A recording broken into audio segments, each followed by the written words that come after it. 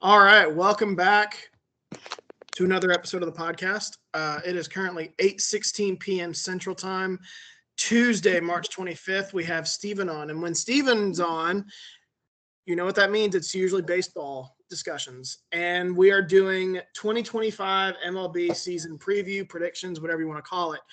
Steven, how are you doing? Doing terrific, Shane. Doing terrific. Just living the life of a dad of 3-year-old twins. I mean, it's, it is what it is. Hey, Auburn's in the Sweet 16. We're living the dream. I wish I could comment on March Madness. I can't because my team got shafted. Yeah, that is twice by the committee and then by the coach. Oh yeah, he did. Yeah. So I'm not too pleased right now. Not a big fan of the DeVries family, are you? No, and I'm quite the conspiracy theorist that this has been in the works for a while. This has been, yeah. If you look at, I don't know if you paid attention. If you look at the timeline, you're like, holy shit, they've been planning this for a while. This all makes sense. It sure seems like it, at least. Not cash a nice check from the fine folks in Morgantown and get out of Dodge. Yeah, that's a whole nother thing. We're talking baseball. I'm sure you've got other folks to talk about that. I do, and I'm gonna have them on when it's time. Yeah. Whenever this coaching search is finalized, after Auburn wins the championship, maybe.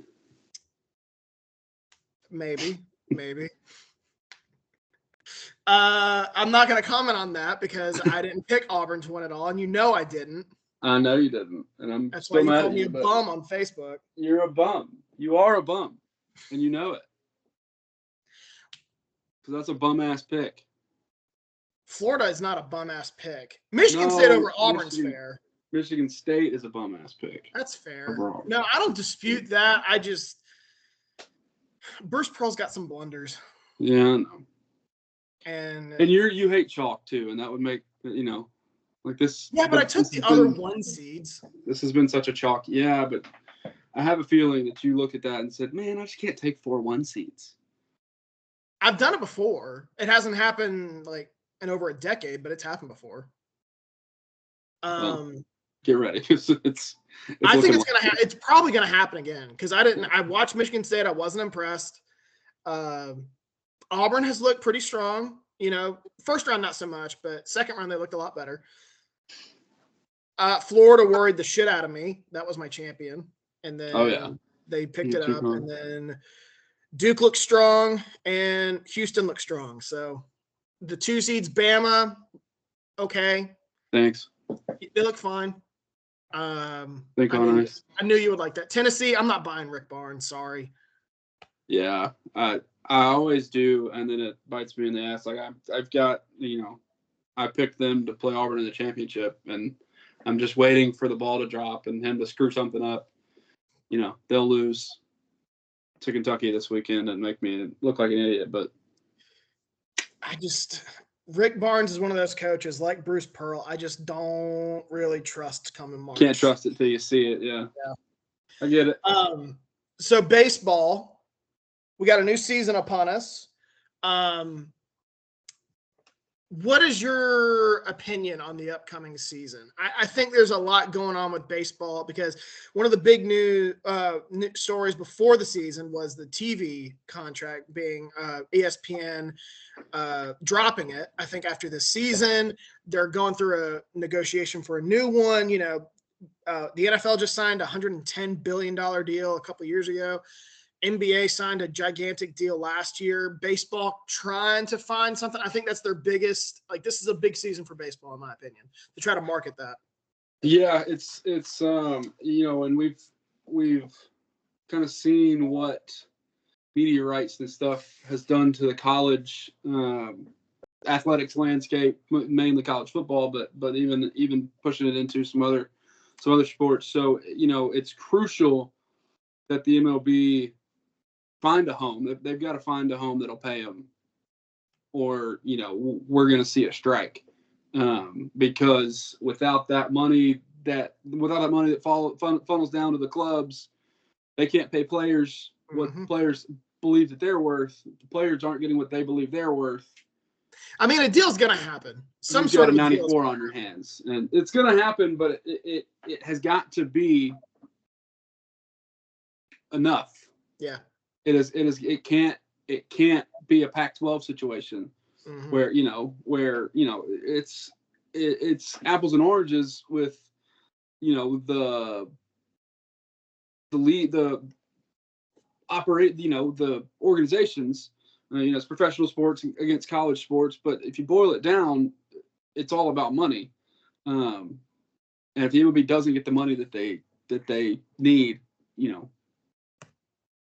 the product is going to suffer. Which I think we've seen. I think we've seen in the Pac-12. This year it didn't exist. So I think this is crucial. The time for baseball, not just to market itself, but I think this is, honestly, goodness, I think this is the best brand of baseball we've had since the steroid era. I don't know if you would agree with me on that or not. Yeah, I think some of the changes that have been made to baseball in the past. I've heard no one other than maybe the Players Association complain about the pitch clock. Pitch clock has been great for viewers. Yeah. Both on TV and in the stand, at the ballpark. As somebody that's going to a lot more baseball games now than I used to, it's a great thing for viewers because the game did get long. I mean, there were, we were watching 4.5 hour, 5 to 4 games. Now you want a clue on how long they could watch a college baseball game, and they have a pitch clock. Good Lord. I mean, those can take an eternity. So, it's the game is going in the right direction. It's got star power. It's got recognizable names, and that was another part too. I think there's a ton of young stars. And the even better thing for the sport is that they're all in big, huge, or most, a lot of them are concentrated in big, huge markets that they can really market themselves, and they'll be on TV all the time, and it's all over social media, and the video game is as popular as ever. It's everything is going in the right direction for Major League Baseball, but if they screw up this media rights thing, if they screw up this broadcasting deal, that's a big wall in the way of getting to where they want to be.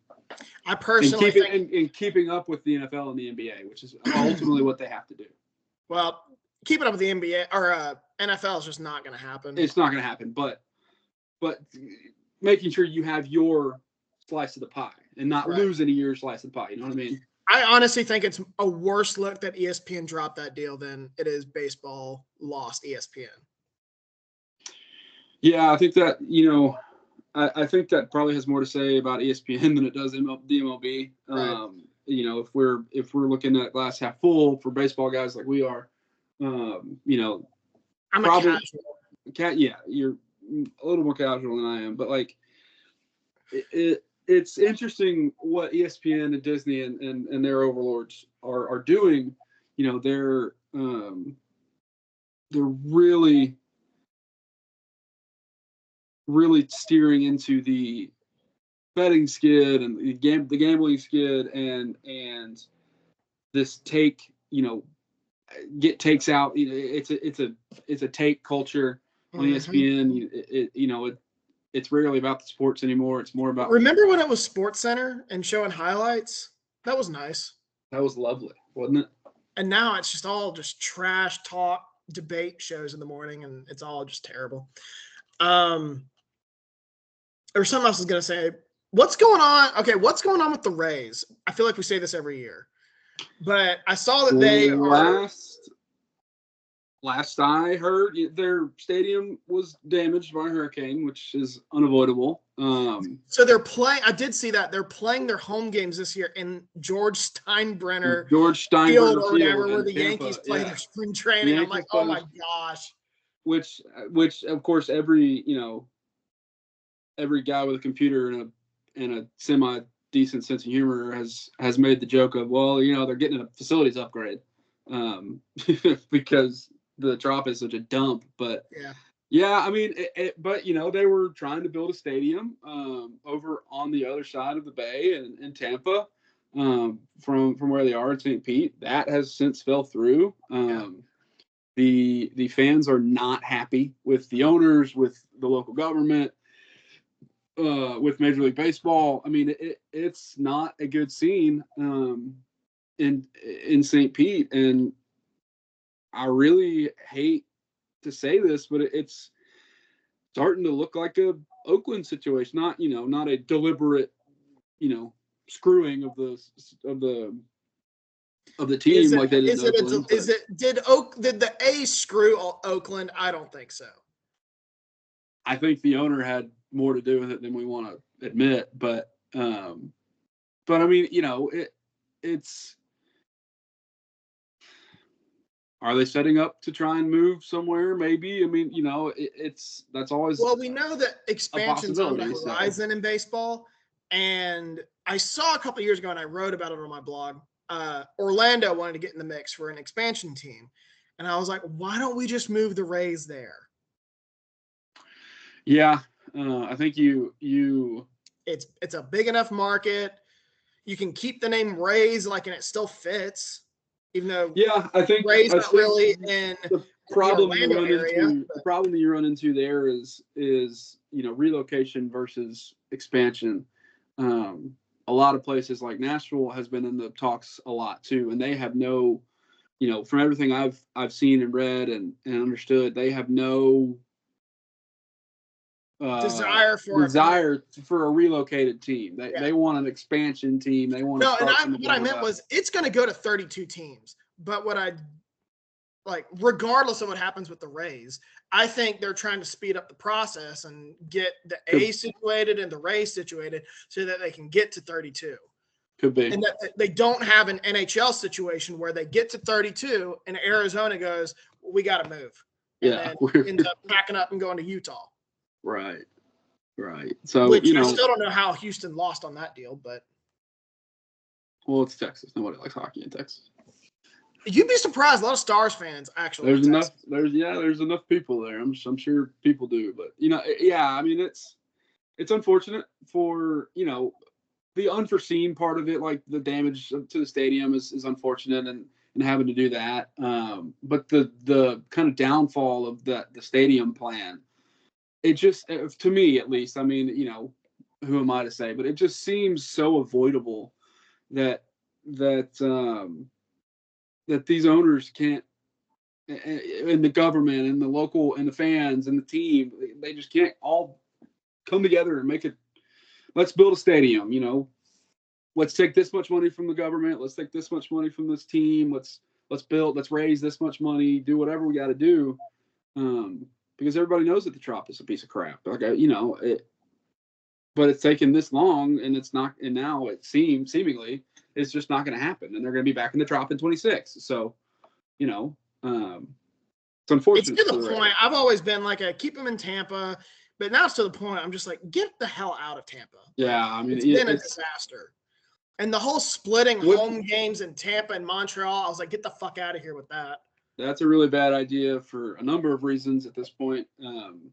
It's just an unfortunate situation because there are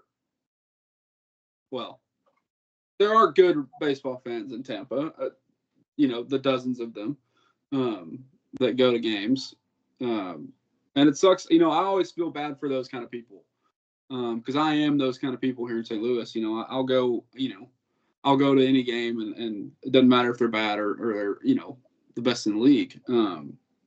So the fans in Oakland and the fans in Tampa, I just feel like crap for because they are not even accounted for in a lot of the proceedings. And that makes me sad as a baseball fan. So staying in the AL here, we talked about what's going on with the Rays. Let's stay in the AL and do not a quick. It's not going to be quick. It's never quick with us. But a preview of the AL in general for the 2025 season, and starting with award winners.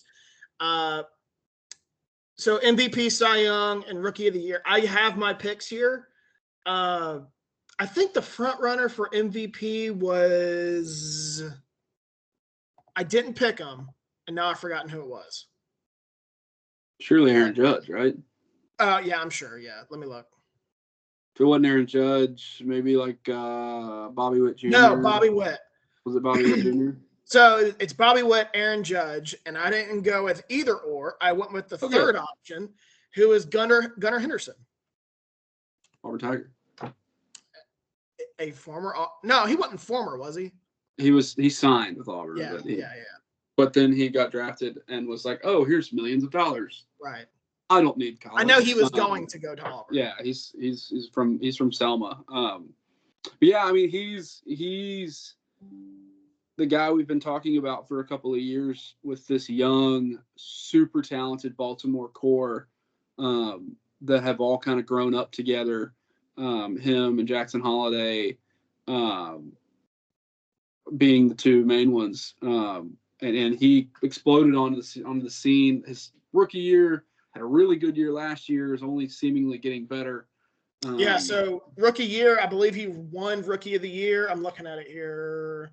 Yes, won Rookie of the Year, and then last year appeared in the All-Star game. He was an All-Star, after hitting 281 and 37 home runs last year. So had a really good. I mean, it plays the premium defensive position. It's we'll probably hit second or third in that lineup, maybe fourth, and on a good Baltimore team. So yeah, that's he could very easily win the MVP. Cy Young, this was probably, I would imagine before his injury, Garrett Cole was going to be the favorite to win. Now it is currently Tariq Skubal. Am I pronouncing his name right? As I understand it, yes. Skubal. Yeah, I don't. That's what I'm saying. I'm a casual. Reigning Cy Young Award winner. He did, and won the pitching Triple Crown last year. I did pick him to win Cy Young, so this is a chalk pick. I just don't think the pitching depth is as strong in the AL as it is in the NL. I think you have a lot of Cy Young contenders in the NL. I think you do. I don't know. There's some. There are some pitchers in the AL that I would give a look to as well. Garrett Crochet came over. Yeah, he was up there to the Red Sox. I think he's going to kind of bounce back on a, now that he's not on a dumpster fire of a team. Could have a really, really good year. The other one was shoot, now I've forgotten it. Oh, the Royals guy, Reagans. Cole Reagans, yeah. Yeah. That'll be another, playoff caliber team that the Ace is going out for. You look out at Seattle, they've got a number of good starters. Logan Gilbert is the one that kind of pops off to me. I know the Cardinals tried to get him in a trade a couple of years ago, and they've got former Red Luis Castillo who's still pitching well for them. They've got a number of guys. Gilbert was fourth. Okay. Was Gilbert fourth? Yeah. So I mean, there's more depth than you think. Obviously, there's a lot more. And DeGrom is fifth. If he was healthy, I'd go with him, but he's been kind of, coming off a major injury. And you can never, with him, you haven't seen him healthy in 4 years, it seems like. But I mean, there's depth there. Which kind of, you may have to hunt for it. It's not concentrated in outside of Crochet. It's not concentrated in Boston and New York and LA and Chicago. So go to the smaller market teams. There's still some talent there. Rookie of the Year. Obviously, this is always a throw something at the wall and see what sticks when you're picking it. But I went with Roman Anthony for Boston. Put up good numbers in the minors. Highly thought of prospect. I don't think he was the favorite to win. No, he is fifth, behind Jason Dominguez, Christian Campbell, Cam Smith, and Jackson Jobe. Sure. Yeah, I mean, like you said, Rookie of the Year, especially before the year, is always, a shot in the dark. I don't think I've ever gotten one of those. You kind of want to. It's seemingly you kind of want to pick a guy that you think is going to be like an opening day starter for a team, and if he's going to, last the entire year, or you're betting on a call up in May or June or July, and maybe the team kind of stinks and this guy takes over and at whatever position or in the rotation or in the bullpen or something and lights it up down the stretch. But that's just so as I did with the hard. NL, a guy was called up late last year and will be making now, his opening day debut. Now has kind of won the start. Yeah, that's your other option. But it's just a crapshoot. I mean, I think Dominguez is a good player. I think Anthony's a good player. I think it's going to be just one of the, it's always. He's going to get opportunities in Boston. I mean, that's a team that's really quickly put it together after it didn't look so great a couple years ago. But still kind of, unfortunately, kind of middle of the pack in their division. Yeah. So we'll kind of have to be scratching and clawing for probably a wild card spot. But, they may push for the division if everything falls right for them. Well, let's go ahead and get into the AL East then.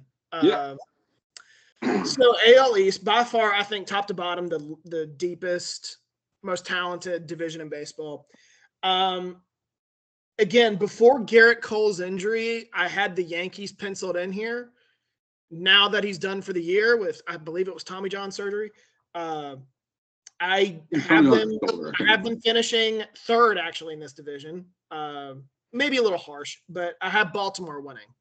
Yeah, I think you could really pick three winners for this division. I think the Yankees could keep it all together, and they've got the lineup to do it. I think the Orioles could do it, and I don't sleep on the Red Sox. I don't either. I have them second. If things fall their way, and I don't think a team improved more than the Red Sox. They added Buehler, they added Crochet, they added Bregman. They already had Story. They have a couple of young guys coming up who they're high on. I think Boston could easily win this division. We are both very high on Alex Cora as a manager. Yeah, I think that don't be surprised if they win 93, 95 games. Yeah. Win this division. It'll be a tough division. Having to play Baltimore and New York and Tampa and even Toronto a bunch. It's tough.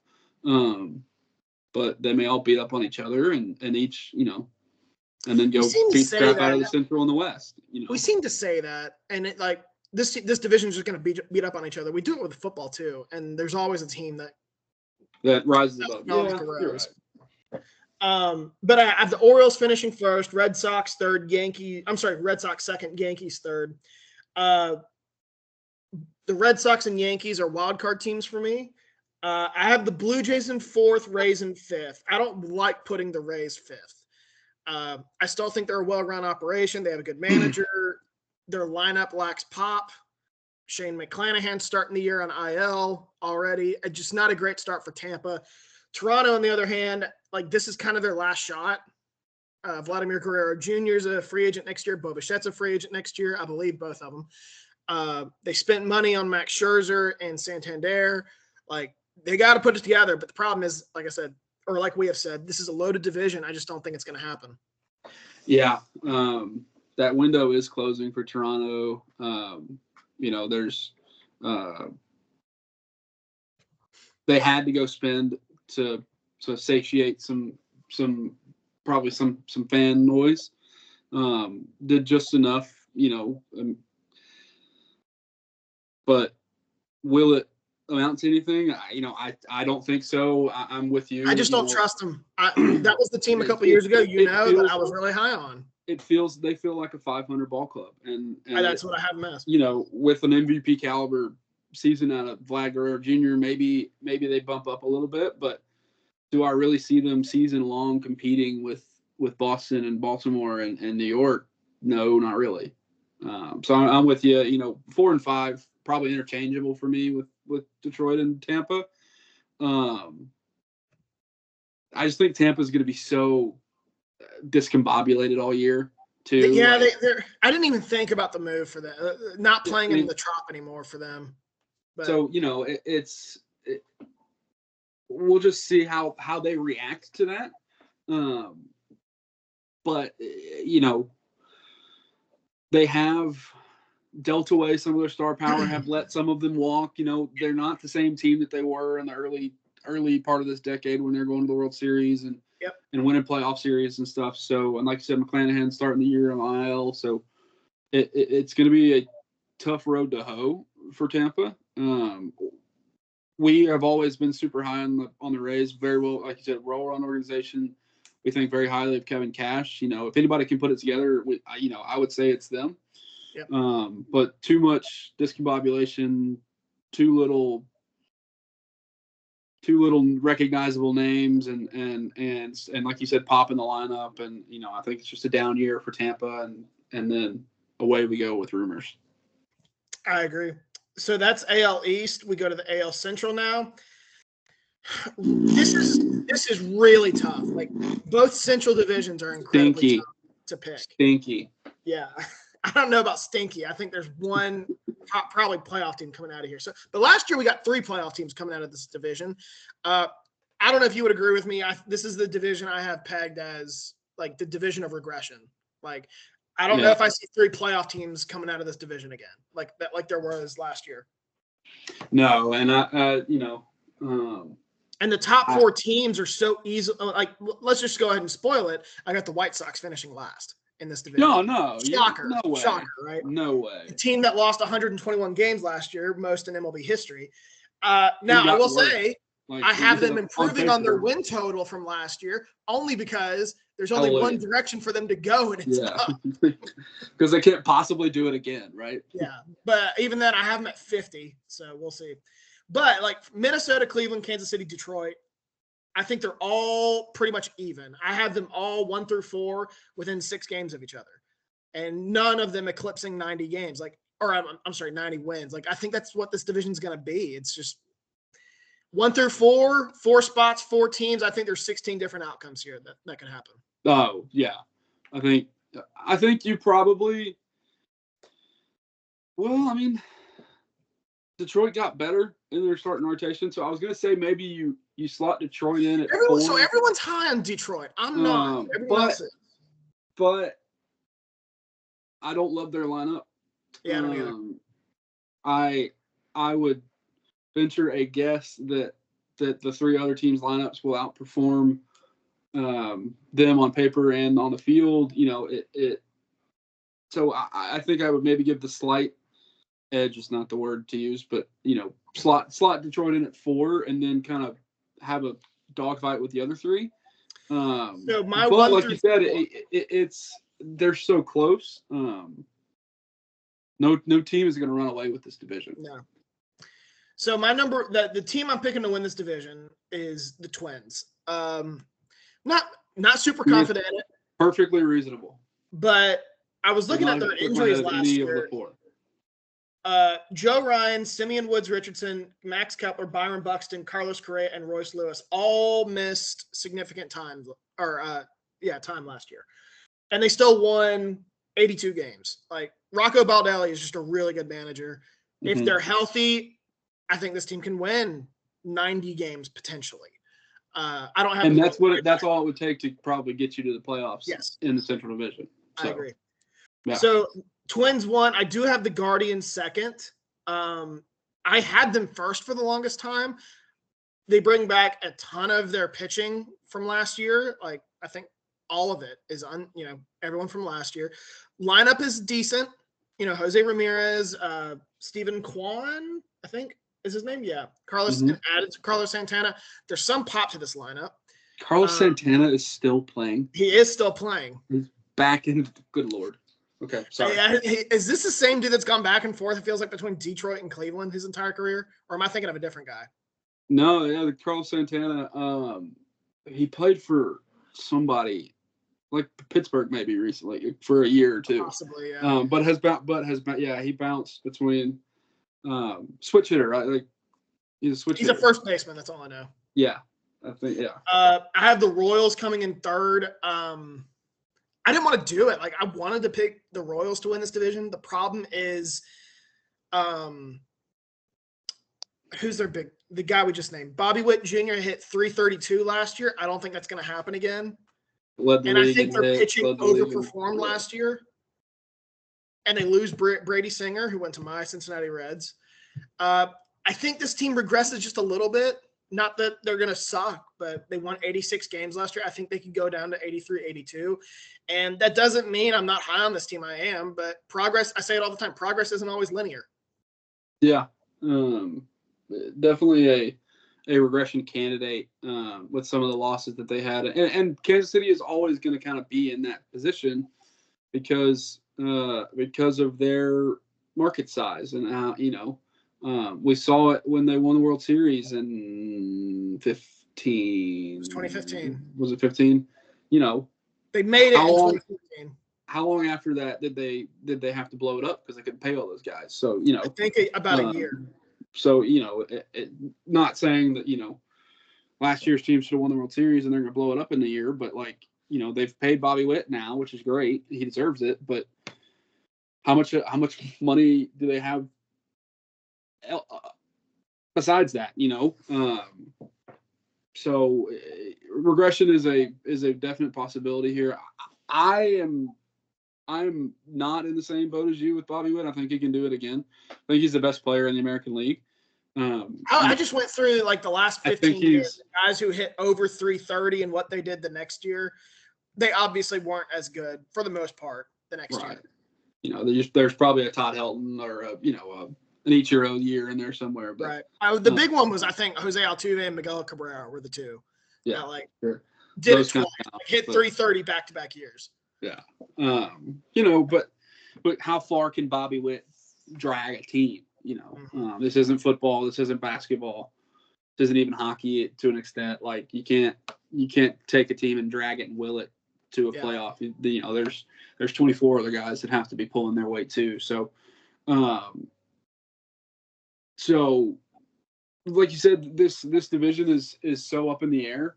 Such kind of a coin flip that I could see the Royals winning division and winning 81 to 91 game, 89 to 91 games, or like you said, having them regress a little bit, being down closer to 500 and seeing where the cards fall. If that gets them into the wild card, maybe. But closer to 81 or 82 wins is probably just a few games out of it. So. Lace them up and see what we got. And then the team I have in fourth is the Tigers. As we said earlier, I don't love their lineup. I think they have some pretty good pitching, even outside of Skubal. When I was looking at them, again, just another regression candidate, I feel like they won again 86 games like the Royals. 10 of them came against the White Sox. And I think we haven't really talked about this yet. White Sox we mentioned that they lost 121 games last year. There's only one direction for them to go, and it's up. And all these teams, I think, just beat up on the White Sox last year. That's why they got 3 teams in the playoffs. I don't think that's going to happen again this year. And Detroit was a team that won 10 of 13 games against the White Sox. So bringing it down to 8, against a bad White Sox team, you go 8 of 13, win 8 of 13 games, you're out of the playoffs with that scenario. So I think that's likely to happen. Plus, I think I read that they had the MLB's record for most wins in one-run games.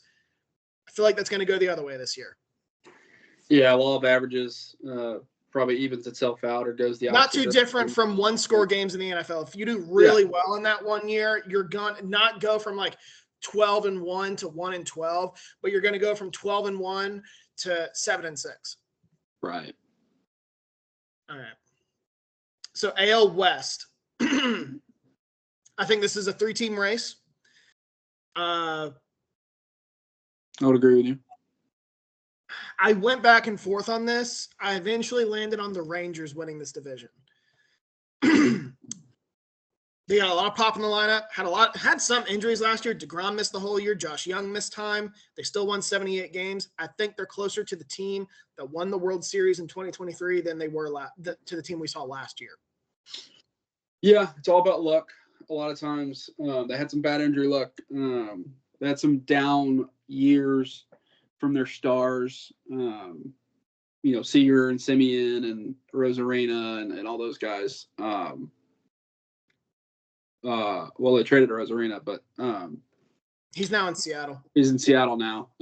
But you know, like this is another division, like you said. You know, wipe away the Angels and the A's because they're not winning the division, but any of the other three could very feasibly win this division. You know, and it's just again, it's a lace them up and see what we got situation. Because it's going to be a dogfight. None of these teams got, I don't think, demonstrably better. No. The Astros maybe rest a little bit and are kind of exiting their championship. I'll get to them, but yeah. But they're you can't count them out either. Mm-hmm. And the Mariners have spent all this time and money putting together a really good roster and just haven't gotten over that hump yet. So. You know, it's again, it's a crapshoot. It's going to make for good drama and good baseball, especially down the stretch. But predicting it in the preseason, makes it tough to predict in March. So, like I said, wipe away the A's and the Angels, but Seattle and Texas and Houston. So yeah, Texas winning this division. I do have the Astros coming in second. As you said. They got worse. I mean, losing Bregman's a huge loss. Losing Kyle Tucker. And Kyle Tucker, thank you. At the same time, this team has lost really good players in recent years and still been pretty good. I think we're overreacting a little bit with the Astros. Yeah. They still have really good starting pitching. They still have Josh Hader in the bullpen. They still have Jose Altuve and Jordan Alvarez. I think they'll be okay. I think it'll be fun. World Series contender, I doubt it. But maybe not, but yeah, maybe not. But and they've got that pedigree too. Altuve can drag a team to a postseason series win because he knows what it takes. Mm-hmm. Alvarez can do it. Josh Hader can do it. The front office can do it. That's the other thing. Really well run front office. They've always known when to move on from guys. Right. So it's yes, they got worse on paper, talent wise, but it's like I said, it's there, and I think they will benefit from, like I said, a division that is tightly contested. Nobody's going to run away with it. So get to September and lean on your experience, and I think they could be a very feasible pick to win the division and win a couple of series in the playoffs. You get them in the playoffs, they always tend to do that. So I was just saying the AL with Garrett Cole's injury, AL wide open. Yeah. I have the Mariners coming in third. They've been kind of consistent the last 4 years, winning between 85 to 90 games. Like that's been their track record the last 4 years. I'm betting on them to do it again. I just don't know if they have enough in the lineup outside Julio Rodriguez and Randy Arozarena. Really good trio in the starting pitching rotation with Castillo and Gilbert and who's the other guy? George Kirby. Kirby, yeah. I was trying to make it Robbie Ray, but he's really good pitching that I think that if the bats aren't going, they're going to have a shot because of their pitching. Yeah. It's not so much that I need to see them do it because they made the playoffs a couple years ago. I just don't love their lineup. I need to see them have success in the playoffs. They can make the playoffs very easily, but have success. I don't have them making the playoffs. I guess what I was trying to say. Yeah. I don't have them. I think that's perfectly reasonable too. And then I do have the Angels coming in fourth. They finished last in the division last year, but so hang on. I saw an alert from a WVU account. I was reading that. No. Anyway, Angels finished last. I don't think they'll do it this year. Last year they only had Mike Trout for I think less than 30 games. Yeah. I assume he's going to play more than that this year. If he's in the lineup, they're going to have chances to win. A's, a lot of people are high on the A's. They're not as bad as you think they are. You just don't know who any of their players are. Right. Which is how they want it. And the A's, by the way, they're not Oakland or Sacramento anymore, for those out there. Just the A's. They're going to be playing in Sacramento, another team in turmoil. But they're not gonna compete. I mean, let's be honest. Unless something If crazy they finish top 3 in this division, I'll be surprised. Yeah. So moving over to the NL. Fun, weird story, but you don't have to watch it. I said fun, kind of weird story, but you don't have to watch it much, and you won't watch it much. NL award winners. I'll be honest. I went chalk here for every single one. It's really hard not to. I really hated it. MVP, I will be honest, my bias got in the way. I really wanted to pick Elly De La Cruz. I don't think that that's ridiculous. But no, it's not. But I did go with Shohei Ohtani. So hard to beat Shohei, especially if he comes back. I saw or heard or saw or read something today that he may come back and be the closer for the Dodgers, and I kind of love that. They're so. I mean, I'll save it for when we get to the Dodgers, but their rotation is nuts. Yeah. In terms of starting rotation. But I gave the edge to Ohtani. One, because he's been the best hitter really the last 2 years. Has he won back-to-back MVPs in the AL and the NL? I think he has. Did he win I guess if he won the MVP in the AL in 23, yeah. Because let me look. Let me double check real quick.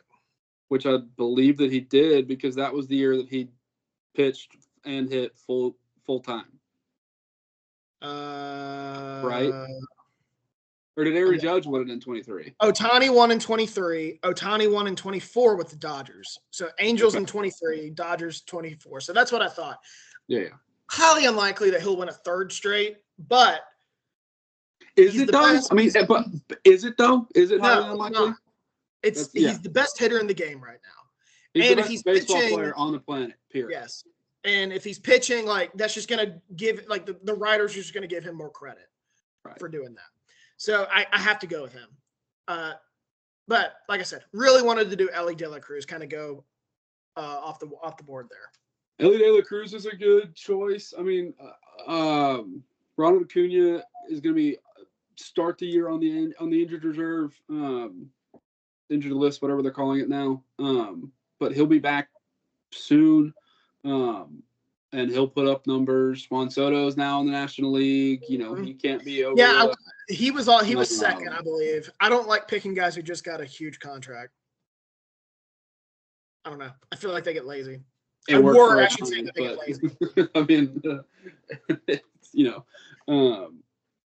there's a ton of other really good talent in the major leagues. Jackson Chourio in Milwaukee, I think, is like a breakout star potential candidate. Another Jackson Merrill. There's 2 or 3 Padres you could pick. Corbin Carroll for the Diamondbacks could be an MVP caliber player. It does feel like now the Dodgers have most of these players. It feels like the more talented players are in the NL. Yes. Yes. And the Dodgers have most of them. For the spoiler alert, the majority of them, yes. So yes, Shohei is the pick, but there's a lot of talent in the National League now that will be vying for it, and it'll be fun to watch. But if Shohei pitches to any success, I mean, and even comes close to hitting the way he did last year, it's going to be his own runaway. I completely agree. Cy Young. I thought I was being bold when I thought of this, and then I checked the odds. I'm like, oh no, everyone's riding with this, and it's Paul Skeens.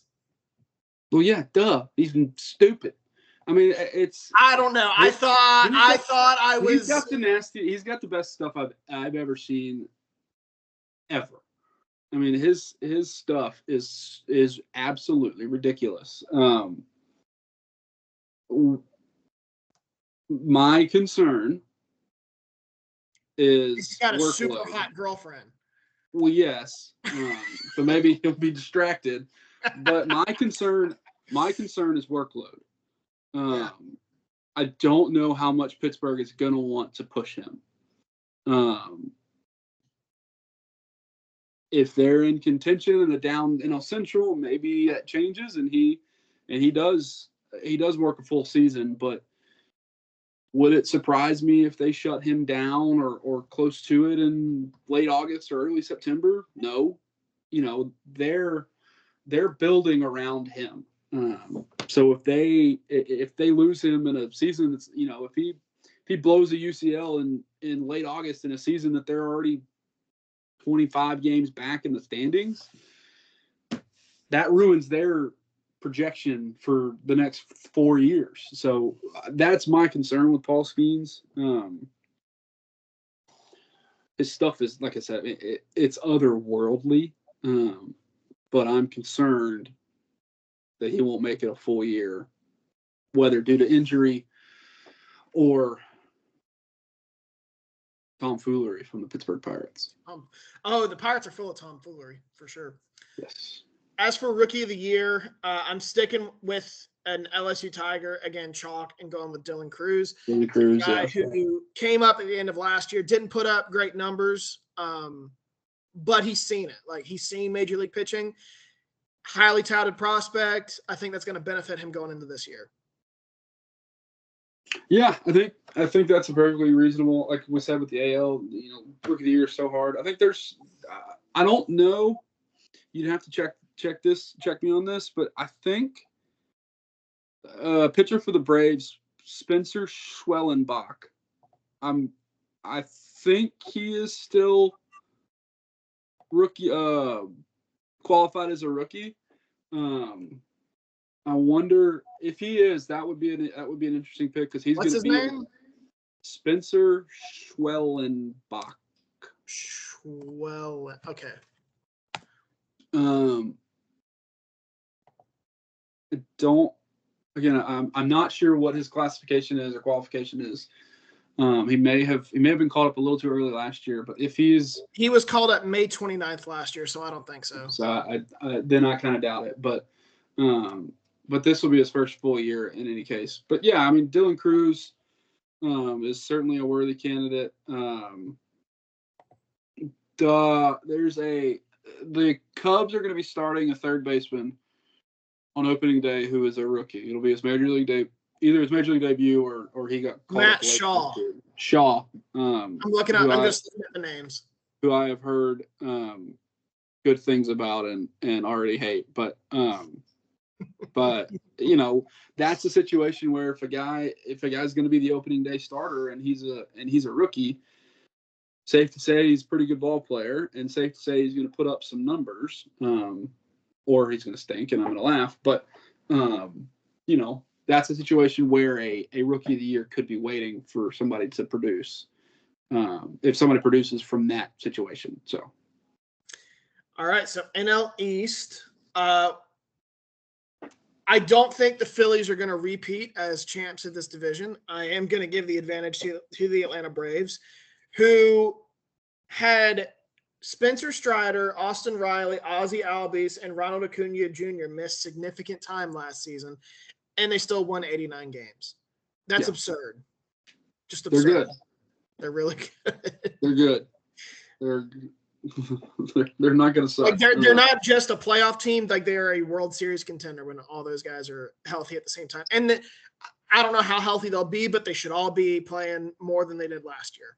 Yeah, I know Strider and Acuna are going to start the year on the IL, but we'll be coming off of it sooner rather than later. So getting those two back in April or May, to get a 3/4 or more full season of them, you've got to put them as contenders to push the Dodgers. I mean, let's call a spade here. I mean, that's the goal of most of the National League teams right now is to push the Dodgers. I saw an article, I think it was from MLB.com, and it had like the tiers that, championship tier, competitive tier, whatever. And tier 1, like, wasn't even tier 1. It was like tier 0. And they said Dodgers. Yeah. And tier 1 was like the Braves and the Phillies and maybe the Yankees. I don't remember. And then that's where we're at in baseball. It is. But I do think that this division is a 3-team race between the Braves, Phillies, and Mets. I wouldn't be surprised if any of those 3 won. But when healthy, the Braves are the best. They're the best run as well. The team I have finishing second is the Phillies. Really good lineup, a solid duo in their starting pitching rotation. There's nothing really to dislike about. Like, I don't really see anything that makes me think this team's going to regress. Like I do with some other teams. No, I don't either. No, I mean it's all about health for them. You know, they've had some really bad injury luck, you know, in past years, last year included. So stay healthy, and the sky's the limit for them. But they've got to stay on the field. So I mean, this team was in the hard World hitting Series analysis for me. 2 years ago, 3 years ago. Yeah. The team I have finishing core group, but yeah, I mean, got all the talent in the world, so stay on the field and they can do it. I have the Mets finishing third. I have them as a playoff team, but I do have them finishing third. This is a team that got to the NLCS last year, shocked everybody, and signed Juan Soto in the offseason. I think they pull back a little bit. Don't know why. I worry about that Soto contract, number one. Guys who get paid, I'm always worried are going to be lazy and not want to work. Hasn't always been the case, but it's always. Didn't Pete Alonso get not a massive contract, but a big like AAV contract too? And aren't they paying him? He got some kind of a deal. It wasn't a big deal. No. 2-year deal. Yeah, 2-year deal or something. 80 or something. Something like that. Yeah. Yeah. Let me look that up. You know, that's something to watch. You know, obviously, you know what you're gonna get in Soto and Lindor. 2-year, $54 million. 54, yeah. So you know what you're gonna get from Soto and Lindor, and I mean, they have a really good lineup Alonso too, with Soto there. Right. You know, but adding a 26-year-old superstar in the prime of his career, certainly is not going to hurt their lineup any. But seeing where I would bet they hit him third. Would surprise me if he's not third. See how he fits between Lindor and Alonso and whomever else they roll out. May take a little bit of time, but like I said, you know what you're getting, so you know they're not gonna be bad. But I worry about the pitching. Atypical of a Mets team. I worry about the pitching. Pitching is probably gonna be the key. They have some guys. Most of their big names, if I remember correctly, you know, from the past, and they're kind of turning over a new leaf in the rotation and bullpen, with the exception of the closer. I mean, so if they perform, you know, can certainly compete with Philly and Atlanta. But Severino and Quintana are gone. Those are two guys that helped them quite a bit last year. They do have Sean Manaea and AJ Minter and Kodai Senga. That's a decent trio. Serviceable, yeah. Yeah, but it's not like a dominant rotation. There's no real frontline guy out of that. Yeah. Which you probably need to compete with two rotations that do have frontline guys in Atlanta and Philadelphia. But you know, there's always a team that has to win games 10-9. So maybe it's the Mets this year. Team I have finishing fourth is the Nationals, a team that I don't think is that far from maybe breaking through. Maybe a year or two. But I like their piece. I doubt it's this year. No, I doubt it is too. I like their pieces. Dylan Cruz, CJ Abrams is a really good ball player. But outside of that, what's there? I don't know that I could name you a pitcher for the Washington Nationals. I couldn't either. So, could be fun, you know. Like if they were in the Central, yeah, maybe they could somehow find a way to break through and win. But not 80 some games with three three front-running teams and contending teams. It's going to be tough. The team obviously finishing last is the Miami Marlins. Oddly enough, I didn't want to put this team fifth. Like, this team was just in the playoffs 2 years ago. Yeah, but how many of the same players? I know. I mean, it's a Marlins problem. They it's again. I don't know that I can name you without name a Marlin besides Sandy Alcantara. Yeah, it's really hard to do. I don't know that I could. And there are rumors that he's going to get traded. So already rumors. As there always is in Miami. All right, our division, the NL Central. Like the AL Central, it's not very good. Stinky. But I think 5 teams, 5 spots, I could see 25 different outcomes here. If 100%. the Cubs win this division, I wouldn't be shocked. If the Cardinals win this division, I really wouldn't be shocked because they're the Cardinals. If the Pirates or Reds break through, I wouldn't. It'd be a little surprising, but be like, you know what? Those are 2 really young teams. They finally broke through. And the Brewers, as they showed last year, and we doubted them, were still the Brewers. Like, this is legitimately 25 different scenarios for how this division can end up. Yeah, which is going to be fun. Maybe not for us to live in it, but every day in and day out. But well, it's so hard to predict. I mean, you and I know more about our teams than any others, obviously. But even then, there's no telling what the Reds can do. There's no telling what the Cardinals will do. I mean, either one of those teams, like you said, could put everything together and win 93 or 95 games and run away with the division, or things could go real bad. And these teams could, every one of these teams in this division could win 70 games, or they could win 97 games. I mean, it's truly a true division-wide toss-up.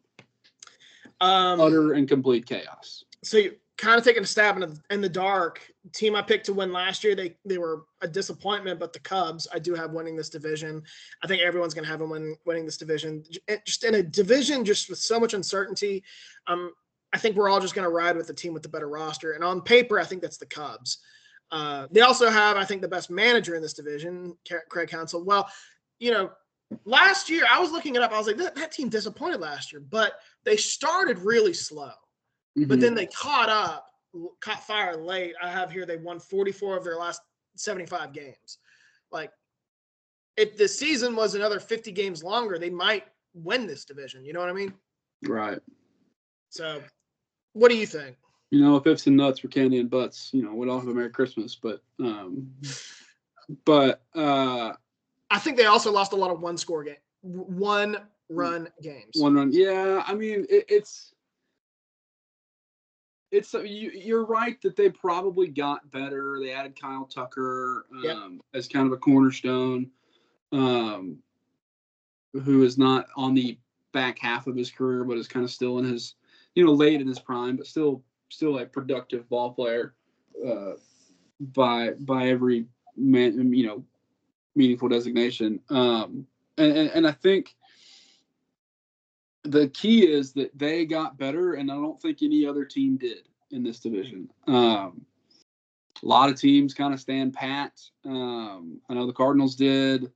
The Reds were active, more active than others. But I don't know how you can say on paper that they got demonstrably better, to jump up and compete in the division. Maybe. But I don't know right now on, like you said, March 25th, how you can say that. Let's lace them up and see what happens. Would it shock me? No, because like we said, this division is such a toss-up. But I think you're probably right, and it pains me to say that the Cubs are the reasonable pick to win the division in the preseason. Like you said, would it shock me if everything flames out and they finish 5th or 4th? Not even a little bit. They're the Cubs, and they're going to do hilarious shit. And would it shock me if the Brewers just kind of keep doing the Brewers and kind of quietly win 88 or 89 games and pitch the ball really well and play really good defense and have timely hitting. That's become their kind of brand and kind of a little bit kind of like Cardinals teams of old. They're not going to kill you with power, or they're not gonna overwhelm you with power pitching and strikeouts and stuff like that. They're just going to be consistently good, not hurt themselves. And would it shock me if they win the division? Absolutely not. Of course I could talk for days and days about the Cardinals and your turn's coming. It's a team in flux. This was the last year of the John Mozeliak era as the president of baseball operations and general manager and kind of architect of the team, and he's let some folks walk and like Paul Goldschmidt is no longer on this team. He is desperately trying to trade Nolan Arenado, and nothing is seemingly working because we can't get enough for him. Okay, I'm going to stop you here because this is turning into a Cardinals thing. We're talking about the rest of the division before I get to the Cardinals. Well, the rest of the division doesn't matter. So, okay, go ahead. I'm sorry. I'll save it. I do have the Brewers coming in second. Yeah. This team won, I think, 93 games last year. I don't think they were quite that good. I think they benefited from the Cubs getting up to a slow start. Yeah. The Reds were banged up. The Pirates are the Pirates. Like, I think they pull back a little bit. How much, I don't really know. And then I do have the Reds coming in third. You were saying that the Reds didn't really do anything, but they were active. I think that's a fair way of putting it. Added Brady Singer, added Gavin Lux, added Austin Hayes. Like, I think they made some decent moves. Any that are going to make some solidifying moves, Yeah, but are these guys going to take them to the next level? I don't think so. But their biggest they sign Juan Soto? No, but their biggest addition though was Terry Francona as manager. In my opinion. Yeah. I think and that could be a division winning kind of move. Yeah. In a division that could be as tightly contested as this one, having Tito, having that kind of winning experience in your dugout, a guy who can manage circles around some of the other managers in this division, guy who managed Michael Jordan, for Christ's sake, for the Birmingham Barons in 1993. Did he really? I didn't know that. Yes, he did. So Francona, I looked it up a couple weeks ago. I wanted to double check, but he has 2 losing seasons in his 19 years as a manager. He's a winner. Yeah, that's just simply all he is. Doesn't matter where, when, injury status. He will guide a ball club to a winning season. So that could be a division winning decision to hire Tito Francona. I mean, it's those are the kind of small, maybe not as much talked about as the players on the field, but that's the kind of thing that can win you a division. Another reason why I like the Reds is dealt with a slew of injuries last year. Matt McLain missed time. Nick Lodolo missed time. Christian Encarnacion-Strand missed time. Still won 77, 78 games. Again, you add all those pieces I mentioned. I don't think there's any reason to think this team can't win.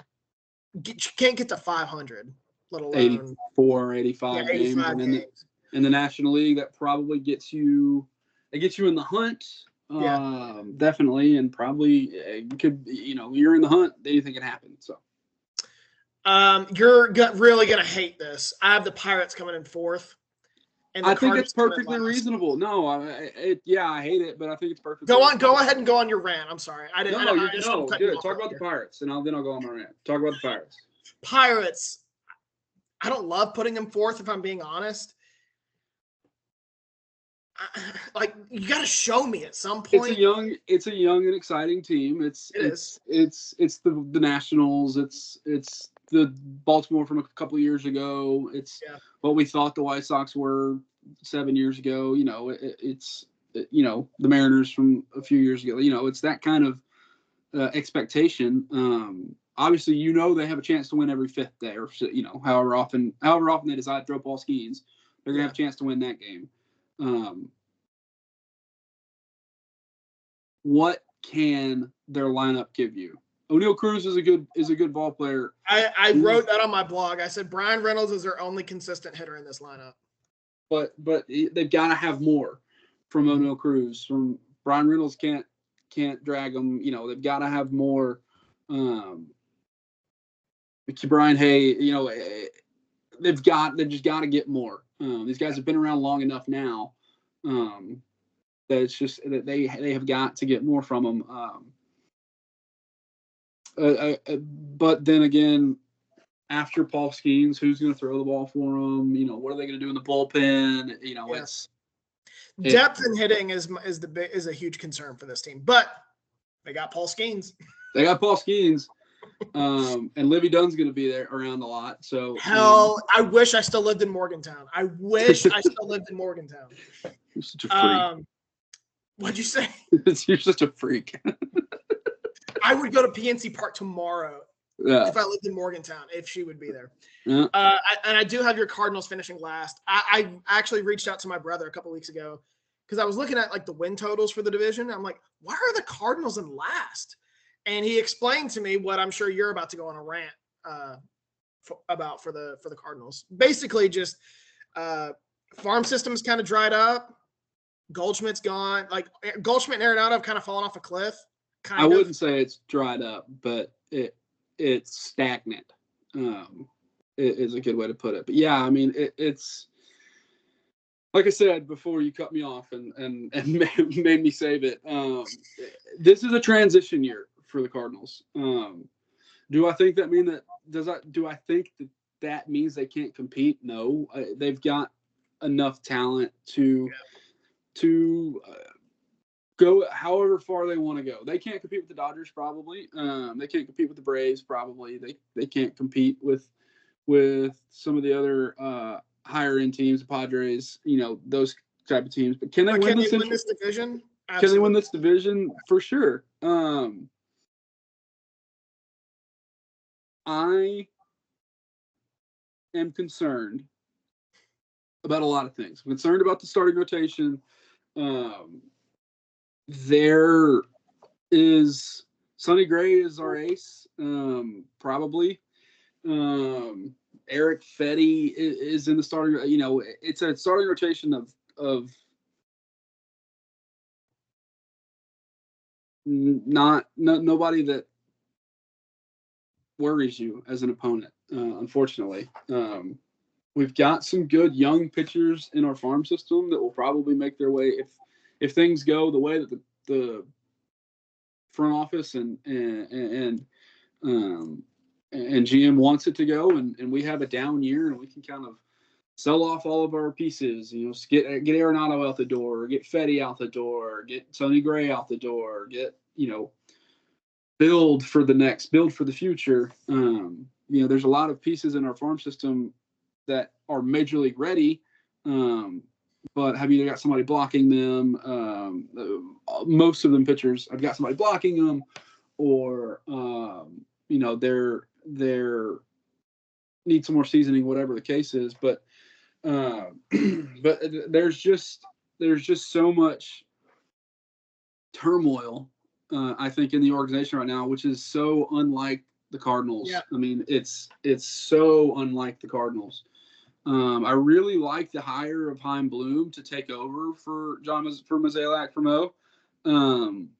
But he's not taking over until 2026. And so that what it seems to me is they have essentially punted on this year unless they're competing. And if they're competing, St. Louis will rally around them. They will force them to do something. They will force them to keep Arenado, to keep Ryan Helsley, to keep, Fetty and Sonny Gray and all these pieces that they've kind of pieced together with duct tape and Mountain Dew cans and bubble gum. But they've got a good mix of young kind of need to prove it talent, and Jordan Walker and Nolan Gorman and Mason Wynn has had a really good, start to his major league career. He'll be the starting shortstop on opening day. I was going to ask, how long before J.J. Weatherholt's called up? J.J. Weatherholtz is one of those guys that's kind of stuck. He could play shortstop, second base. If Notto's traded, he may come up and play third or something like that. But if he's a middle infielder, he's stuck behind Mason Wynn and Brendan Donovan, probably our two best players on offense. So and our outfield is good. Lars Nootbaar and this Alex is good. Burleson, This is good. Y'all can develop him and then trade him for another asset. Yes. And he goes and is a stud for like the Rockies or something. Sure. Just give us players. I'm fine with that. It's like a rebuild in fantasy football and a dynasty fantasy football league. It's a weird situation to be in St. Louis because it's not one that this city and this organization is used to. So if things go the way that we think they're going to go, it's going to be a long year. I'll be buying very cheap tickets and be totally fine with it. But it's frustrating as a Cardinal fan. Oh no! And it's not. It's true. But what are you gonna do? I gotta move. So I hear you. What's that? I gotta move so we can be good again. The second I moved up here, we stunk. I hear you. This is very atypical of a Cardinals team. You're left just being like, what the hell are we doing? What are we doing? They signed one major league free agent. One. And who is that? A reliever. I couldn't even tell you his name. He'll be he's a reliever to a 1-year deal worth $2 million or something like that kind of deal. They didn't even extend anybody. They're legitimately in, like, we're not messing with anything right now. We just don't want to completely explode. And so Chaim Bloom can take over in 26. That's genuinely, I believe that's the goal of this year is get to the end of the year with Mason Wynn and Brendan Donovan and Burleson and Weatherholtz and Michael McGreevy and Cooper Jerpy and a bunch of these guys that are either in the minors or in their first couple of years of major league service. Make sure they're happy. They don't even have to play well this year, but just make sure they're happy, and then we can deal with next year. Please, Christ's sake, sign Vladimir Guerrero Jr. I mean, what's the over-under on games you'll attend this year? I can actually tell you how many I attended last year. I think I attended 30 last year. Okay. I think it was around 30. It was so about five a month. Once a week, you were going to the ballpark. That's not a bad deal. No, it was 23. I'm sorry. Well, close enough. Once a week, every other week, you were going to the ballpark. I will go to every weekday day game. I will be at the ballpark for a indeterminate amount of innings over my lunch break.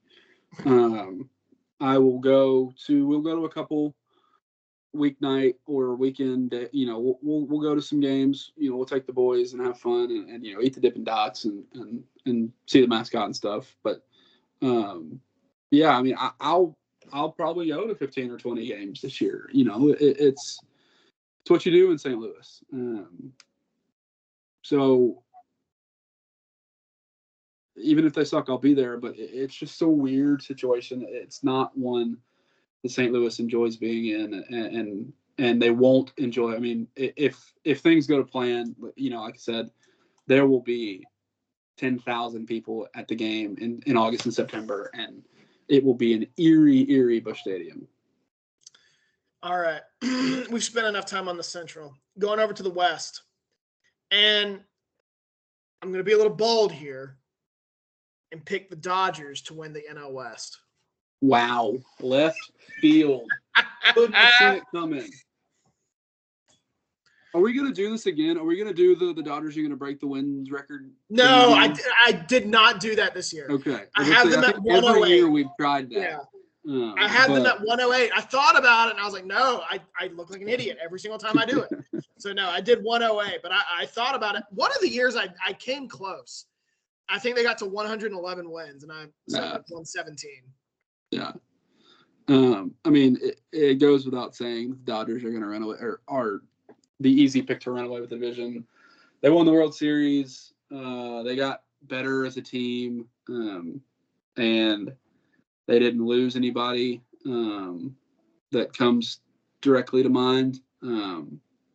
But even if they did, they probably signed a superstar to replace them. So who cares? I mean, lineup-wise, 3 former MVPs in Ohtani, Freeman, and Betts. Oh, and by the way, Max Muncy's no scrub. Chris Taylor's no scrub. Who's the catcher? Will Smith is no scrub. Fresh Prince is no scrub. I thought his name was Will Smith. I was like, but am I making that up, or am I just thinking of the actor? And then their rotation, I wanted to talk about this earlier. So their rotation right now consists of Tyler Glasnow, Blake Snell, who they signed this offseason, Dusty May, and Yoshinobu Yamamoto. Like, that's their starting 4. I don't remember who the 5th guy is. Kershaw is hurt, and Ohtani may or may not pitch this year. It seems like he's going Kershaw, they'll try to get in there, so because he's pretty close to a milestone. Is he close to 3,000 or 2,000 strikeouts? I can't remember. Or maybe he's close to a wins milestone. He's close to a big one. So they'll probably get him in there to try and get that. He has 2,968 strikeouts. So yeah, they'll get him in, let him pitch. The fact that the end of their starting rotation is Kershaw, a 2-time Cy Young winner, maybe 3 MVP, and Shohei fucking Ohtani is just absurd. Like, that's their 5th and 6th guy in the rotation. That's absurd. The weakness of this team last year, and you could, going into this season, you could argue it was going to be the bullpen. But guess what? They went out and spent money on Tanner Scott, and I had the name here. Where is it? Joe Kelly still in their bullpen? Kirby Yates, yeah. Like, where's the weakness with this team? Like, barring injury, I just don't see how you slow down this team. Crowd participation? I mean, I don't know. Yeah, like LA doesn't support the Dodgers. It's a late arriving crowd. I mean, if they give up 7 in the first 3 innings, it may get tough. But yeah.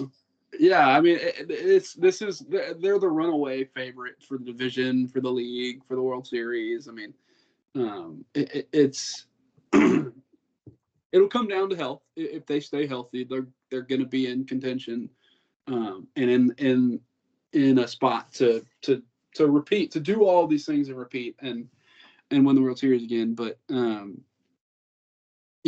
baseball is a fickle sport. 1 or 2 injuries happen here or there, or in a bad time, and especially in August, September, October, those are kind of the killers. When an injury like that happens and you lose for the year. So,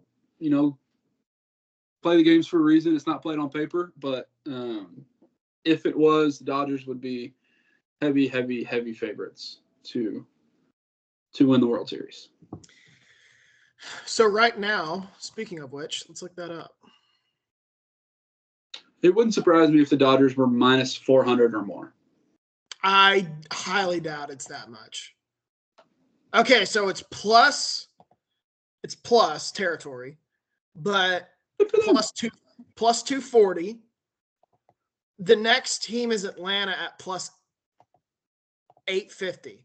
So 245, 850. 850, yeah. Yikes. God, that sucks. Again, I don't know how you slow down this team. It's going to take, like you said, baseball's fickle. Some guys can be on. Like, luck has a lot to do with it. Maybe they just have some bad luck, whether with injuries or just hitting it right to the defender. And it's not that they've got 9 27-year-olds that are in the middle of their prime. Freddie Freeman's getting older. Mookie is still a MVP type player, but he's not 27 anymore. Apparently he's got a real bad tummy at the moment. Oh no, real bad tummy. If that continues, shut up. I'm a parent, for God's sakes. I thought you were being serious. No, I am. He has apparently not been in since they came back from Japan, has not eaten solid foods, like in a bad situation for like 2 weeks. So certainly they'll get that figured out, and hopefully it won't affect him for too long. But like I said, he's not 2019 Red Sox Mookie Betts anymore. So is there a possibility for regression with him? Yes. Is there a possibility of regression in Freddie Freeman? Yes. Is there a possibility for regression with Shohei Ohtani coming back to pitching? I mean, maybe. Yeah. Okay, back to pitching. I thought you were saying in general. No, we're coming back to pitching. Maybe. Surely, stands to reason that he won't hit 330 with 57 home runs or whatever, or 105,000 RBIs like he did last year. But, coming back to earth a little bit for him is still 330 and 100. So it's more than enough to help his team win, obviously. But, it's if anything, it may be that down the lineup. Those down the lineup players, like you said, your Max Muncy's, your Will Smiths, if they have down years, this is a fair point you're bringing up. Like, this isn't a young team necessarily. Like, we're really nitpicking here. But if there's a weakness, it could be that lineup. They're not young bucks. Like, they are getting older. But again, that's a major nitpick. It's a big nitpick because they're still firmly in their window. Right. Baseball seemingly is about your championship and winning windows, and they're still firmly in it. But everything has to go right for them. They're talented enough and have enough depth where they can have a few things go wrong. Say a Max Muncy, completely bottoms out, is hitting 210, is not hitting for power and stuff like that. They can replace that, but if 2 or 3 guys are in that position, can you replace that production either from the minors or by trade or whatever? It stands to be seen. So if there is a nit to pick, like you said, it might be that bottom half of the order. It might be the back 2 or 3 of the rotation.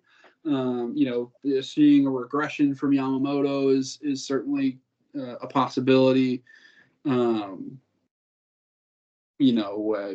Glass now coming back off of injury. Yeah. Snell has had some injury concerns in the past. There are things that, like we said, on paper, they look unstoppable, but there are things that can stop them. All very fair points. That's why we lace them up. That's why we play the game. But it'll be tough.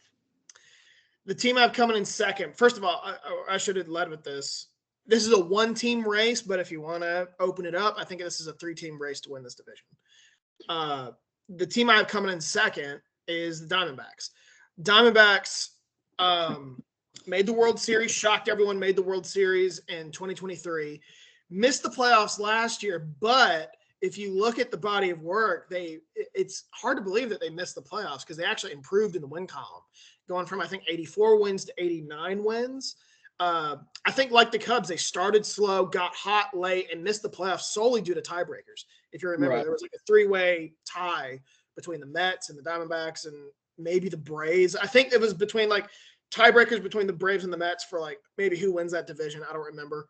And then it was, if the Mets don't win this game, they get a wild card. And then it became to what tiebreakers had to happen for the Mets to make the playoffs over the Diamondbacks. So I think the Diamondbacks are really good, really young, ascending team. I think that is getting overlooked this year a little bit because they missed the playoffs last year. But if you look, like, they were actually really good, improved in the win column, and they got better this offseason by adding Corbin Burns to pair with Zach Gallen. Like, this should be a 90-win team, I think. Yeah, you had like you said, a really slow start and a really prolonged slow start from their horse in Corbin Carroll last year. He really turned it around at the end of the year, but I mean, into July and August, he was hitting low 200s and was not driving the ball and stealing bases and being that pest. He was not contributing to his standard. So they won 40 of their last 65 games. Wanted to throw that in there. Yeah, so they got hot at the end, but couldn't catch, couldn't quite get into that playoff picture to stay. So yeah, like you said, I mean, got better. Certainly, adding Corbin Burns will do nothing but help. He's been as dependable of a frontline starter as the game has had for, I mean, pushing 10 years now. Maybe a little bit less than that, but as a guy that knows what it takes to win a division, to be successful, and can kind of almost take over as a mentor or guide for Zach Gallen a little bit. Zach Gallen's been around long enough. Got off to a hot start last year and got cold late. It doesn't need one, but it certainly doesn't hurt to have somebody like that. Multiple time Cy Young winner on your staff. Mm-hmm. So yeah, I think you're probably right that there's another team to compete here, but I think the Diamondbacks do have a slight leg up on that team, on the Padres, but yeah. But this again, like we said, I don't think they're going to catch the Dodgers. So it's can you fight for a first wild card, mm-hmm. or would you rather have the 6th seed because we assume the Dodgers would get the 1, right? So yeah, the team I have coming in third is the Padres. Super talented team. They've never really shown they can do this. Like, they can sustain this success. Like, they made the playoffs in 2020, missed it in 2021. Made the playoffs in 22, missed it in 23. Made the playoffs last year. Like, they've been in every other year kind of ball club. And that track record, you make the playoffs this year, your record shows you're probably going to miss the playoffs this year. Yeah, have a team that has been maybe the most injury-stricken, bad luck injury team of the past couple of years. But like you said, on paper, if everybody's healthy, super, super talented. Machado can still, pick it with the best of them and drive the ball and drive in runs. Obviously, Fernando Tatis Jr. is kind of a transcendent talent. Jackson Merrill is probably the most overlooked. They have a really good outfield. Really superstar quality player in the league. They've still got a pretty decent pitching staff. I mean, led by ace Dylan Cease, pretty good, very good player. Yeah, I mean, all the pieces are there. Again, like we said, probably not going to compete with the Dodgers if everything holds serve. But could they be deep in a wild card hunt? Absolutely. It'll be staying healthy and and performing to your standard, performing up to what you're capable of, and not wrecking your motorcycle, stuff like that. So Giants coming in fourth. Good arms. Like they have some decent arms. The lineup leaves a lot to be desired, in my opinion. That was my same issue with them last year. And I think they have a good manager. Like if they somehow squeezed out 81 games, I think that's well within reason. I just don't think that they're as good as the other three teams in this division. The Giants top three teams in this division have missed out on a number of big time free agents in the past couple of years. I mean, if you put a team together of the free agents that they missed, they'd be a really solid team. they'd be really, really good. They'd have Aaron Judge. They'd have Carlos Correa. There were several on there. Maybe Juan Soto, but it's you play with who you've got on your team, and like you said, I don't know who's going to drive in runs for the Giants. I don't really know who's going to be kind of that, skid stopper for them. I think every team needs a skid stopper as starting pitcher. Is this Buster Posey's first year as manager? Am I remembering that right? It's got to be, right? Because I think so. Was Gabe Kapler not the manager last year? I think he was. But I'm not making. I love that. I think Buster Posey is going to be a really good manager. Is he the manager? No, I'm not sure. Is he bench coach or something? No, new president of baseball operations. I thought it was their manager. That's right. I'm stupid. Their manager's the old A's manager. I wrote his name down. Service? Bob Melvin. Oh, Melvin. I don't know why I thought. Buster Posey is the president of baseball operations? That's what it said. With a Florida State education? Okay, whatever. I can't go around bashing education, so. Yeah, that's a good point. I can't either. Yeah, I mean, even though I got a Harvard shirt. Yeah, you're wearing a Harvard shirt. Oh, the irony. That's funny. Yeah, I mean, it seems obvious, this team is not going to compete in this division, but I don't know, it just seems like a down year. Like it could be a down year for the Giants. It's again, it's another team where I don't know that I could name a player. I mean, is Lamont Wade Jr. still playing for him? I know Brandon Crawford's not there anymore. I know, that core is gone.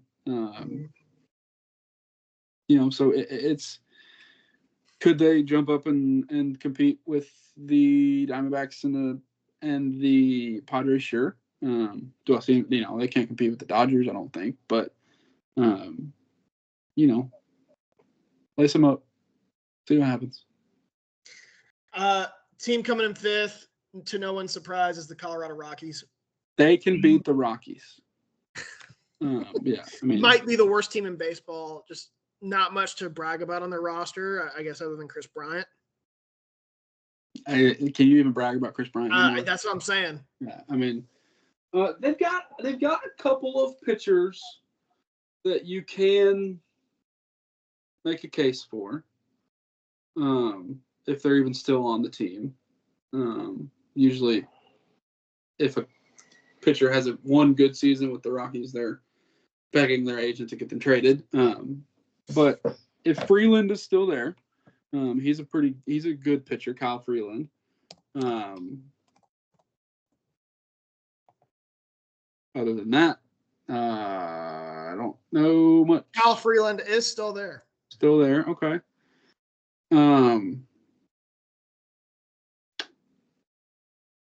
That's all I got for the Rockies. Yeah, but, I mean, there's just not much here. Tee it high, let it fly. Ryan McMahon, okay, I forgot about him. He's okay. But sure. Yeah, like there's not much here. Chris Bryant won't be healthy. Is this the worst team in the league? I think so. It will inevitably, yeah. I mean, congratulations on your top 5 pick. I mean,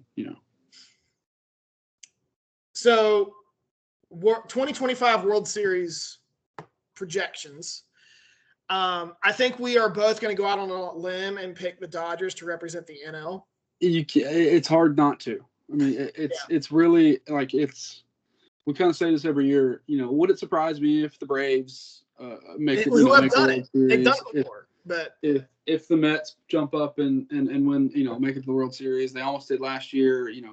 The Phillies have done it in the past couple of years. I was so excited watching that Mets team, and I was like, "Oh, this is great! They made it to the NLCS." And then I was like, "Oh, now they got to play the Dodgers." Now they get to get dog walked. And yeah, they might have won a game in that series, but I'm pretty sure they got swept. Yeah, I mean, this is all on paper. It's just it's almost impossible to pick against the Dodgers. I mean, it's to be contrarian and pick the Phillies or to pick. Oh, I'm wrong. The Mets lost in 6 games. I thought it was a sweep or 5. It was 6. I was like, damn, that's a good showing. That was like, I don't mean to interrupt you. A couple of years ago, or many years ago, about a decade ago, our alma mater, Hoover, played IMG Academy in Florida. And I didn't know they were playing. And my mom was on her phone, and she said, "Oh, Hoover got beat last night." Like on a Saturday morning, I was like, "Who'd they play?" Or like 21-7. I'm like, "Ouch!" Like, who'd they play? Some IMG Academy. I was like, "Are you fucking kidding me?" IMG. No wonder. And my dad and I were like, they only lost 21-7. Good for them. Yeah, for those that don't know, IMG Academy is a private school, like with athletes only. I'm pretty sure down in Florida, and our alma mater is a public school. Prep school, yeah. I mean, it's a D1 factory. It's all it's a gym with a classroom. Yeah, for real. Yeah, I mean it's, and that's really even a pretty good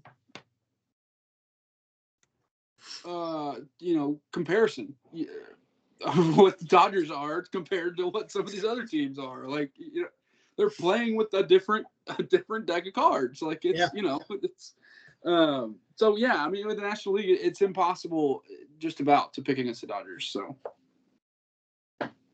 the reason why I brought that up is because that's relatively easy. The real conversation, I think, now becomes, what team comes out of the AL? For sure. And I really don't know. I honestly, go ahead. Yeah, you go ahead. I think you can make legit. I think you can make an argument for. I mean, shit, 8, 9, 10 teams that can make it out of the American League with a reasonable amount of sanity. I mean, we're not going to be picking the White Sox here, but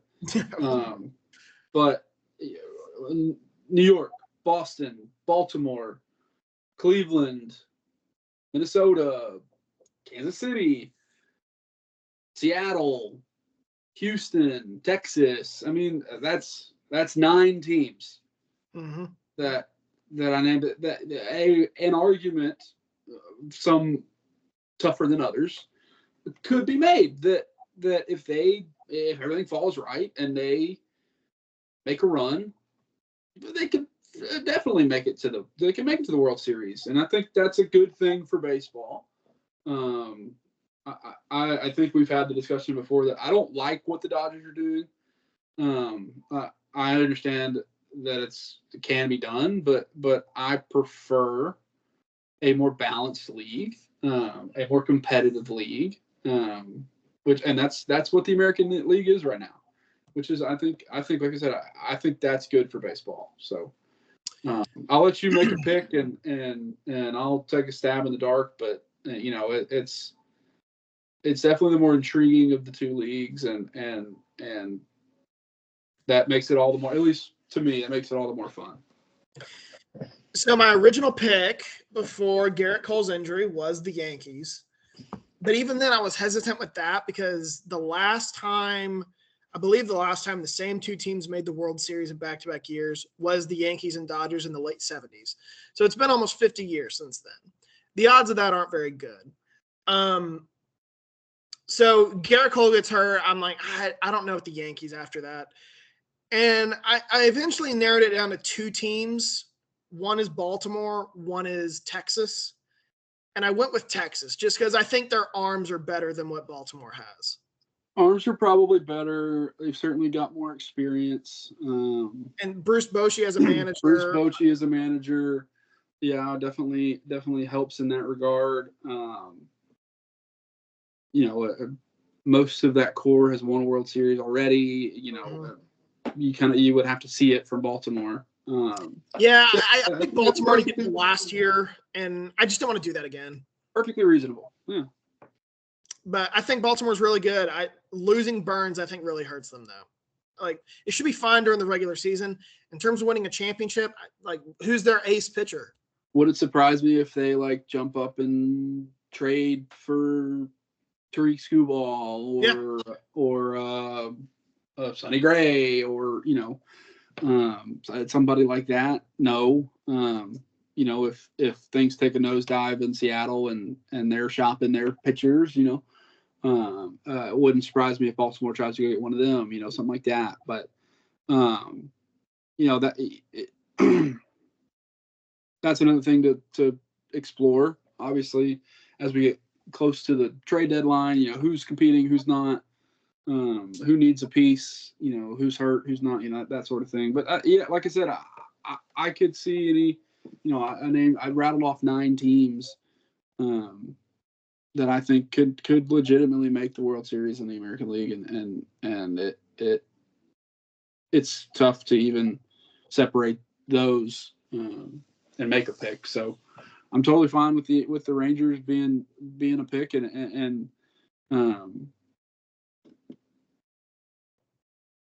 we'll just it all just depends, like I said, on I think DeGrom coming back and being healthy is big for them. If he can stay healthy, like I said, Simeon and Seager returning to form, and Adolis Garcia kind of continuing his rise as in production, and they could very easily win the American League and lose the Dodgers in 5 games. So then, the team I have winning the World Series is the Dodgers, believe it or not. Yeah. We haven't really seen the likes of a super team in baseball, maybe since the Yankees in the 90s. But I think this is the closest thing we have, and it's the Dodgers, this Dodgers team. Yeah, I think you can make an argument. You can make an argument for the Giants in the 2010s. Their thing was that they weren't like this Dodgers team and just hoarding talent. They were just a superbly run, well-managed, well-oiled machine. Because you can't discount winning 3 World Series in 5 years. Yeah. But yeah, it's. Would it surprise me to see this team go on a three-peat like the Yankees did in 98, 99, 2000? No, not at all. They can keep everybody together. They can keep them healthy. That was the other thing I wanted to bring up. No team has won back-to-back since the Yankees in the late 90s. Yeah. So if they can find $800 million in 70 years or whatever it is to pay Shohei Ohtani, that's go ridiculous. For it. That is so ridiculous. They got to scrounge the couch cushions to pay him this year to pay us $2 million. But other than that, it's insane what they're doing. It makes me mad, but it's well within the rules, and they're just using their massive. You're mad. I understand being mad, but let's be honest. You're mad because it's not your team. 100%. Yeah, and if it was your team, you'd be like, deal with it. Stop it. Try it. Yeah, stop it. Yeah. It sucks, but it's not illegal. No. There's no rule saying you can't do it. No. I don't think it's wrong necessarily. I think it's more of a what's the verbiage I'm looking for? It's more of an unwritten rule. You shouldn't be doing Yeah, doing it this way. Kind of. It's like this isn't how we go about our business, man. Yeah, this is this is just, and I'm not even sure that it's that. It's just a different way of doing it than it's ever been done, and maybe it's the way of the future, and maybe this is how contracts are going to work now. But like, you can't fault them for doing it. Like, right. if somebody's going to agree to that, yes, absolutely you do that. That's a future me problem. I want to win. I want to win World Series now. That's. Did you get that from How I Met Your Mother? Probably. Okay. I say that all the time. That's future Shane's problem. that's. I think it was. Yeah, I think that's future Ted's problem. Yeah, or future Mark. Yeah, something like that. Yeah. It's because it sucks to be a Reds fan or to be a Cardinals fan or to be a Yankees fan. Especially as a Reds fan, because like you're finally like you have this collection of talent. You're young. You're ascending. We think. And you go out and get for Terry Francona, and you're like, we're so excited, but you're in the same fucking league as the Dodgers. Yeah, you have basically no chances of winning the pennant, and hooray! Like, win the division, awesome. Win a playoff series, great. Here come the Dodgers in the championship series, and you have to. How do you win 4 games against the Dodgers? Nobody did it last year. Right. So, I mean, it's reason stands to believe that it won't happen again this year. They are that much better than everybody else. And we've said that about their teams before. So, grain of salt with this a little bit. There was a point, I will say, 2022, 23, where I said, if they can't win it this year, I'm going to start questioning if it's going to happen again. Because they had they didn't have any more excuses. Like, they had a loaded roster, and they had that Mickey Mouse championship in 2020, but that was kind of it. And then last year, like, my opinion changed because I got Ohtani. I was like, well, now you're really out of excuses if you can't win. Now there's legit. Now you have to win a World Series, and to their credit, they did. Yeah. So, I mean, it equal parts, like it sucks and is good. It's good for exposure for the team, for the game, and for the league, and people are going to be talking about baseball and talking about the Dodgers, but to be a fan of a team in the National League is almost futile. So we'll still watch. It'll be fun, but it's hard to not envision the Dodgers winning a championship again, for sure. Barring any injuries. Barring a few injuries, which we're obviously not hoping for. No. All right, brother. I'm gonna let you go. We could sit here and chat a little longer, but I desperately got to go to the bathroom. Go for it, man. I appreciate it as always. I appreciate you coming on. With you, of course. Later. Deuces.